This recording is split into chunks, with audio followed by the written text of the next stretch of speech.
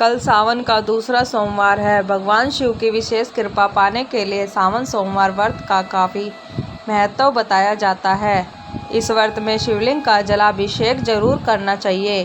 साथ ही व्रती को शिव की विधि विधान पूजा करके व्रत की पावन कथा भी जरूर सुननी चाहिए।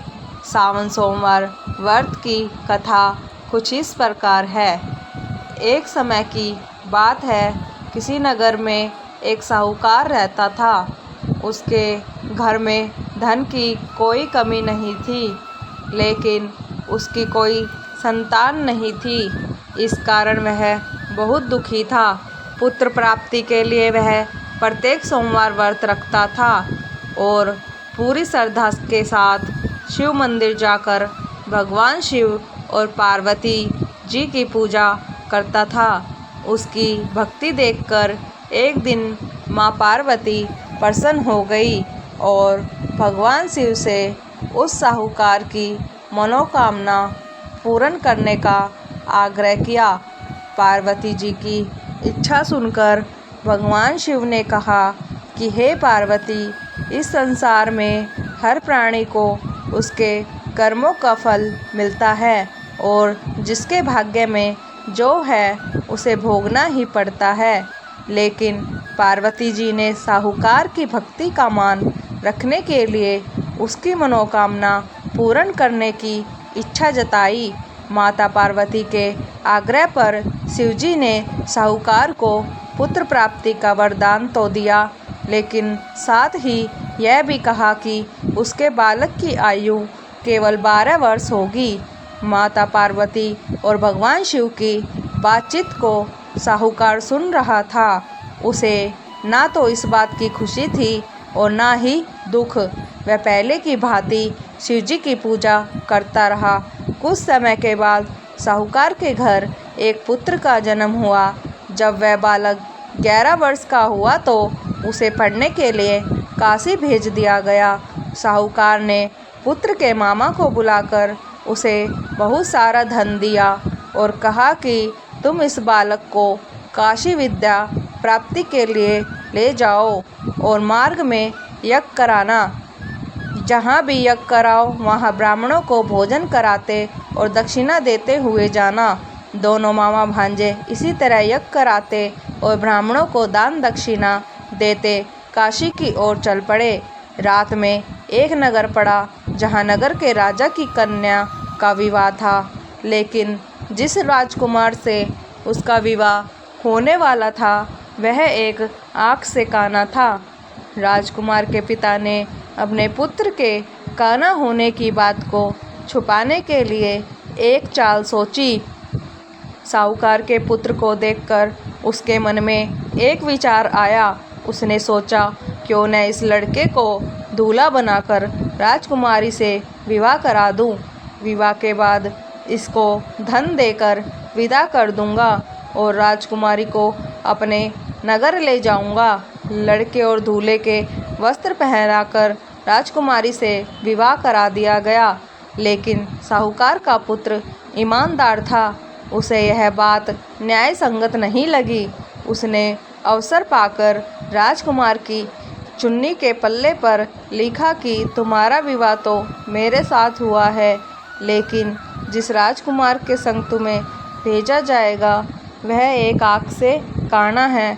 मैं तो काशी पढ़ने जा रहा हूँ। जब राजकुमारी ने चुन्नी पर लिखी बातें पढ़ी तो उसने अपने माता पिता को यह बात बताई। राजा ने अपनी पुत्री को विदा नहीं किया, जिससे बारात वापस चली गई। दूसरी ओर साहूकार का लड़का और उसका मामा काशी पहुँचे और वहाँ जाकर उन्होंने यज्ञ किया।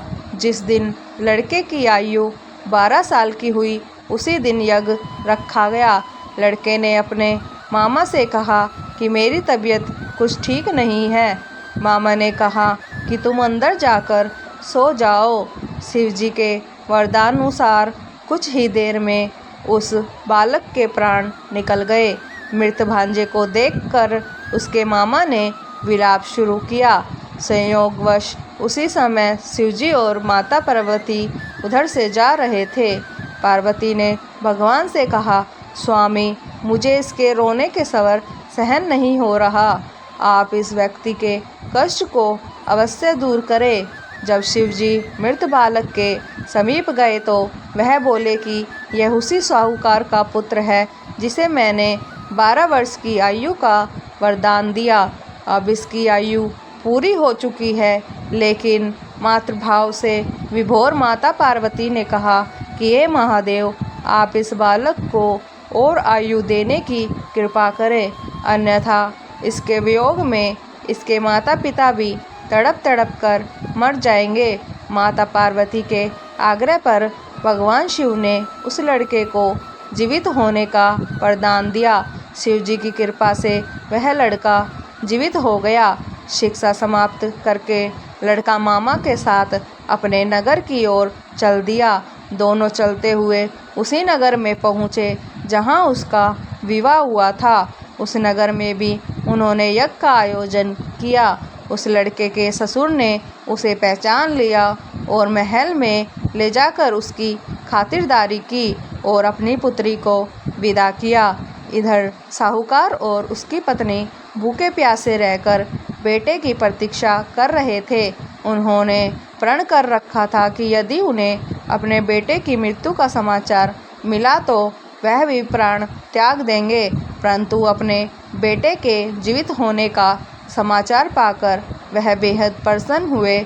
उसी रात भगवान शिव ने व्यापारी के संपन्न में आकर कहा, हे श्रेष्ठी, मैंने तेरे सोमवार के व्रत करने और व्रत कथा सुनने से प्रसन्न होकर तेरे पुत्र को लंबी आयु प्रदान की है। इसी प्रकार जो कोई सोमवार व्रत करता है या कथा सुनता है और पढ़ता है, उसके सभी दुख दूर होते हैं और समस्त मनोकामनाएं पूर्ण होती हैं। दोस्तों, अगर आपको हमारी स्टोरी पसंद आई है तो हमारी स्टोरी को लाइक, शेयर एंड कमेंट ज़रूर करें और हमारे चैनल को सब्सक्राइब कर लें। धन्यवाद।